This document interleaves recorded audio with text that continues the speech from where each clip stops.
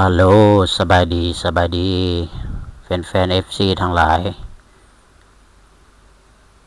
มื้อนี้ข้าพเจ้าสิได้มาเอาปัญหาเกี่ยวกับการอุบหมากัดคนเนาะการอุบหมากัดคน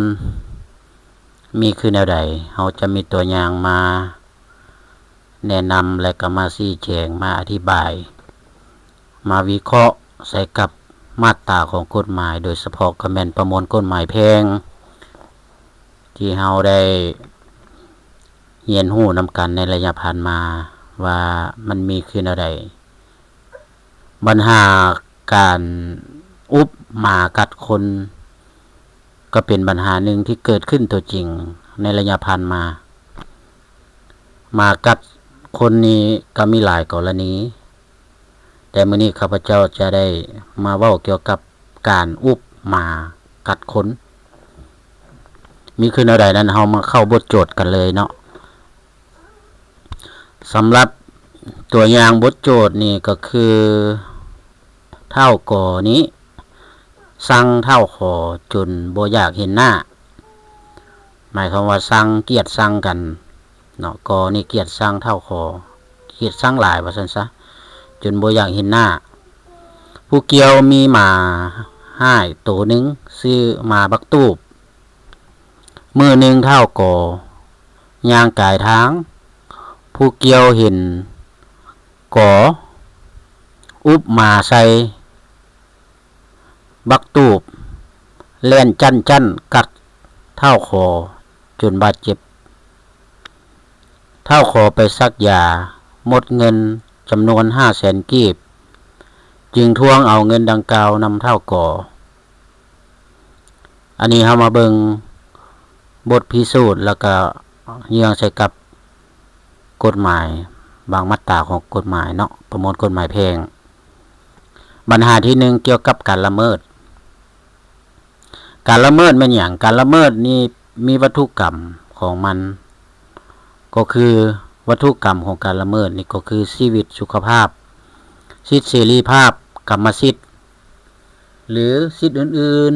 ๆซึ่งมาตรา475ประมวลกฎหมายแพ่งได้กำหนดประเภทความเสียหายก็คือกำหนดอยู่ในข้อผูกพันนอกสัญญาหั่นแหละเนาะมีคือความเสียหายนี่มี4ประเภทเนาะ1เป็นความเสียหายทางด้านทรัพย์2เป็นความเสียหายทางด้านสุขภาพหรือชีวิต3ความเสียหายทางด้านชื่อเสียงเกียรติศักดิ์ศรีและ4ความเสียหายทางด้านจิตใจอันนี้เป็นประเภทความเสียหายที่ได้มีขึ้นการกระทำหรือการเมินเฉยสายพัวพันเหตุและผลเฮามาเบิ่งว่าสายพัวพันเหตุและผลมีหยังสายพัวพันเหตุและผลระหว่างการกระทำและการละเมิดตามมาตรา474ประมวลกฎหมายแพ่งเหตุต้องแม่นสิ่งจำเป็นที่พาให้เกิดมีผลเสียหายเหตุต้องเกิดขึ้นก่อนผลเสียหายเหตุ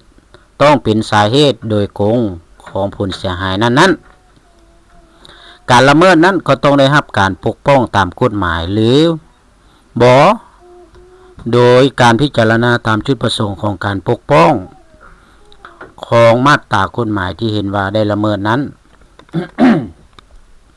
การละเมิดกฎหมาย1ก็คือการป้องกันตัว2เป็นสภาวะความจำเป็นความผิดนี่มีอย่างใดโดยเจตนาและบ่เจตนาโดยบ่เจตนานี้มันจะมีความบ่ระมัดระวังความบ่ปฏิบัติพันธะที่ควรปฏิบัติบ่ได้รักษาสัตว์เลี้ยงของตนตามที่ควรตัวอย่างว่าหมานี่เฮาได้รักษาดีบ่เฮาได้มัดไว้บ่หรือเฮาปล่อยซะซายบ่โดยเฉพาะก็คือหมาว่อหมาห้ายนี่มันอาจจะมีการทำให้ร่างกายผู้อื่นโดยการกัดอันนี้ผู้เป็นเจ้าของต้องได้ปฏิบัติพันธะในการเลี้ยงดูสัตว์ของตนเองให้มันดีเกษียณอายุเกี่ยวกับความรับผิดชอบทางแพ่งกฎหมายบ่ได้กำหนดไว้ซึ่งเด็กหรือผู้ใหญ่บ่ได้มีการละเมิด ก็มีความรับผิดชอบ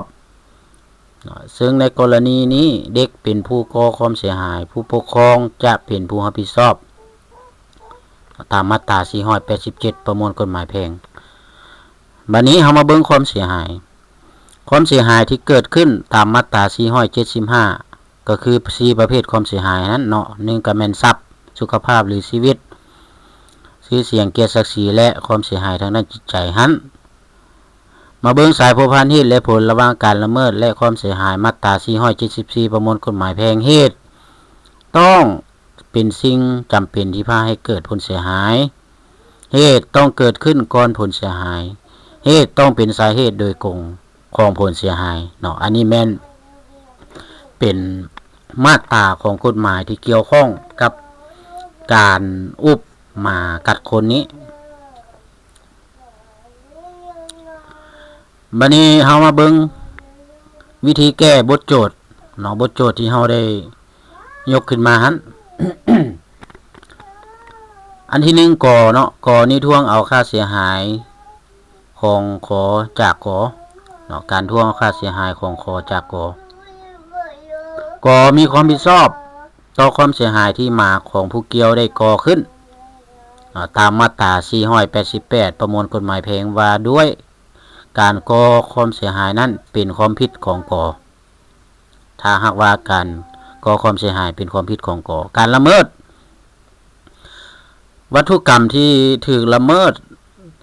แม่นสุขภาพของขอเนาะแม่นสุขภาพของขอเนาะตามกฎหมายที่เฮาได้วิเคราะห์มาตราของกฎหมายหั่นก็คือสุขภาพทางด้านสุขภาพก็คือเฮ็ดให้ขอได้รับบาดเจ็บหั่นแหละการกระทำหรือการเมินเสยที่พาให้มีการละเมิดการที่ก่ออุบมาใส่ขออุบเป็นหมายความว่าเทิงมันนะเทิงให้มาแล่นไปกัดผู้คนอันนี้เขาเอิ้นว่าเทิงหรือว่าเฮ็ดแนวใดผลักดันให้มา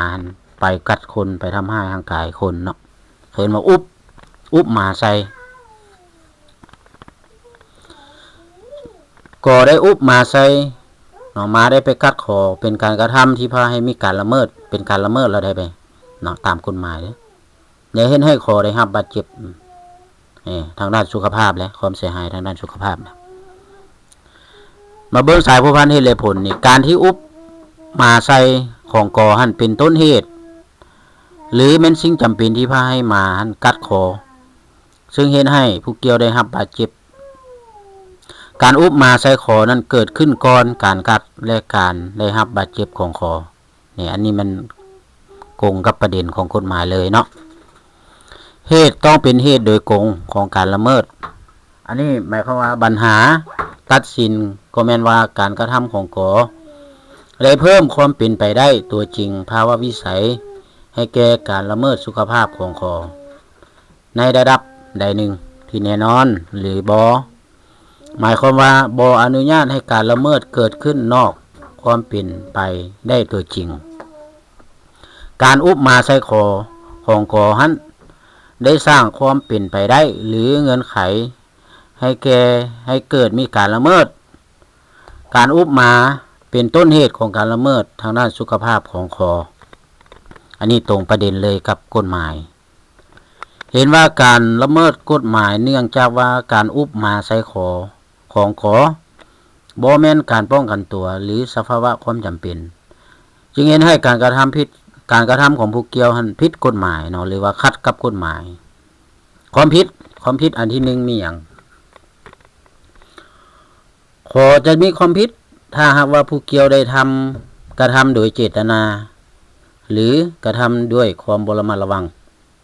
คำว่าเจตนาประมวลกฎหมายแพ่งบ่ได้กำหนดไว้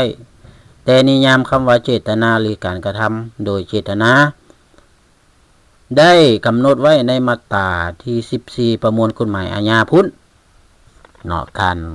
กระทำโดยเจตนานี่นะการกระทำผิดนี่นะ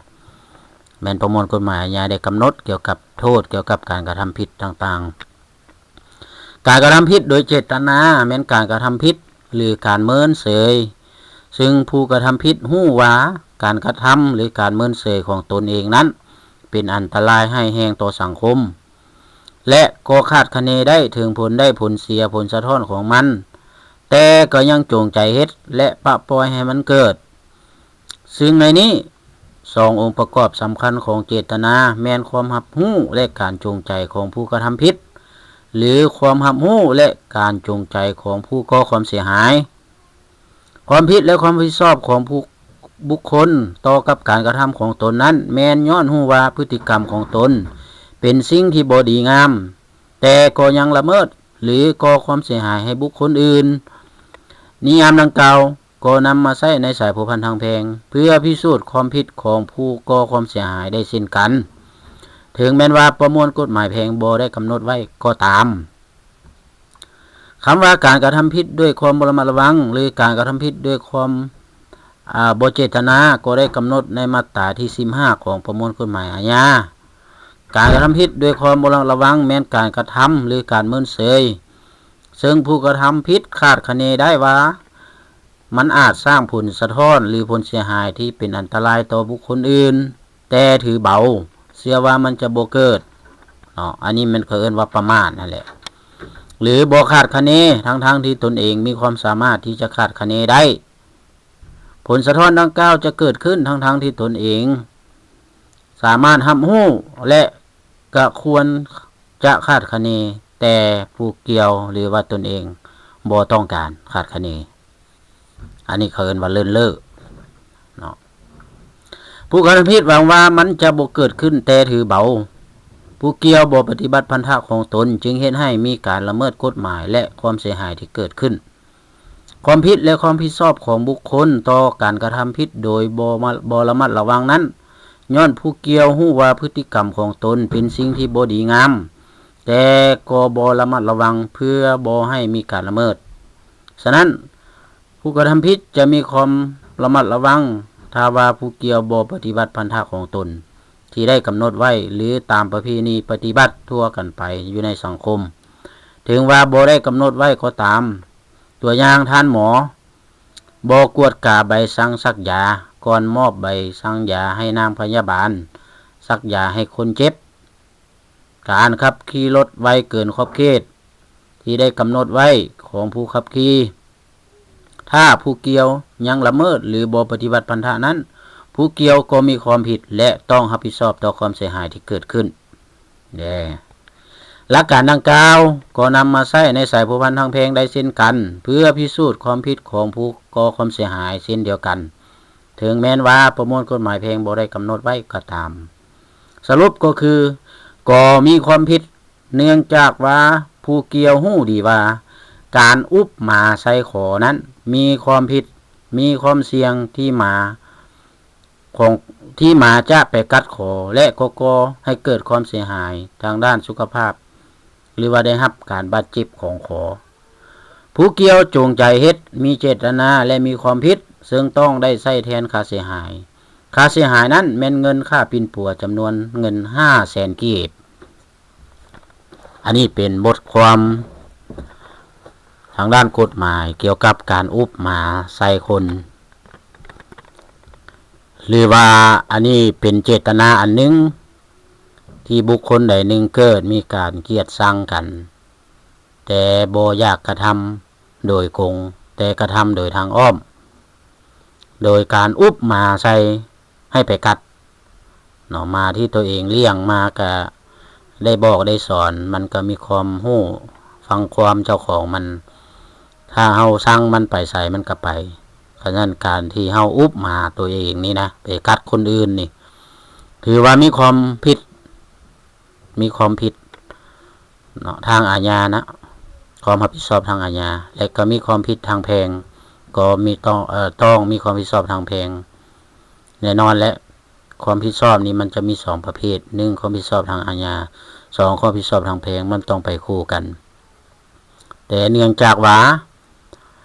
ค่าเสียหายบ่ถึง1 ล้านกีบฉะนั้นก็จึง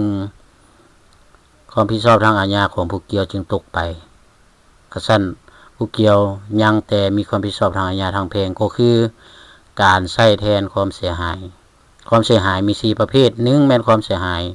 ทางด้านทรัพย์สิน2ความเสียหายทางด้านชีวิตสุขภาพ3ความเสียหายทางด้านเกียรติศักดิ์ศรีและสุดท้ายก็ความเสียหายทางด้านจิตใจ ในกรณีอุปมาที่ไปกัดคนหั่นก็ให้เกิดความเสียหายทางด้านสุขภาพกระสั้นผู้ที่มีเจตนาในการกระทำก็ต้องได้มีความรับผิดชอบตามกฎหมายก็คือมีการใช้แทนความเสียหายนอกจากนั้นก็ยังมีการทำอู้สู่คนผัวเพลงจิตใจก็เอิ้นว่ากันใช้แทนค่าเสียหายทางด้านจิตใจเช่นเดียวกันมาฮอดนี้ก็ถือว่าบทความเกี่ยวกับการอุปมาใส่คนก็ได้จบเพียงเท่านี้ขอขอบใจนำบทความดีๆจาก